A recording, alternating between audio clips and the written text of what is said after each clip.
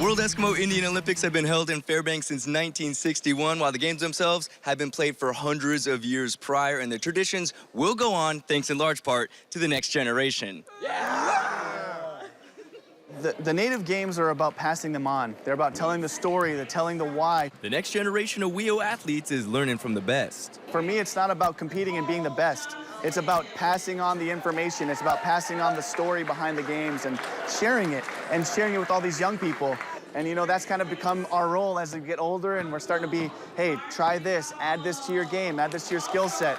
And then it's just blown up. You know, you see guys like Colton Paul that are just absolute studs, you know, and all these amazing athletes coming up out of the woodwork. And that's what it's all about. It's about passing the torch. It's about moving our culture along and spreading it to these young people so that our culture thrives and our culture survives. You know, blending in this Western culture with our native culture is what it's all about. And that's the importance of these games and the importance of WEIO.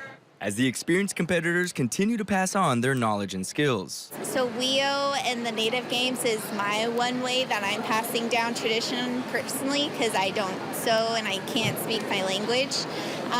But I'm really good at the games. It's something that I love sharing, and it's great to see the next generation, and they're really eager to learn. They have the games at heart. They want to do their best. So it makes it so much fun on the court. And these young athletes are ready to take the torch. I'm taking on a much larger role as a coach, so being able to share with the athletes I'm bringing in, some athletes that I, aren't too familiar with, is just an amazing experience. I want to be like the face of like the modern Native Youth Olympics, you know, because that's what gets like the young kids going. Like, hey, if this guy thinks it's cool, then I might as well just do it too, you know. Yeah, it just feels really great to have some kids look up to me. You know, back home, a lot of kids are always like, hey, Colton, I seen you do 1 foot, 2 foot, I seen you in the news. I'm like, hey, that's good.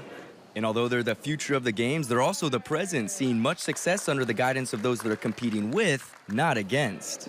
I think the ability to share and have people listen is probably the best thing about the games, is knowing that you affected someone's competition to make it a little better.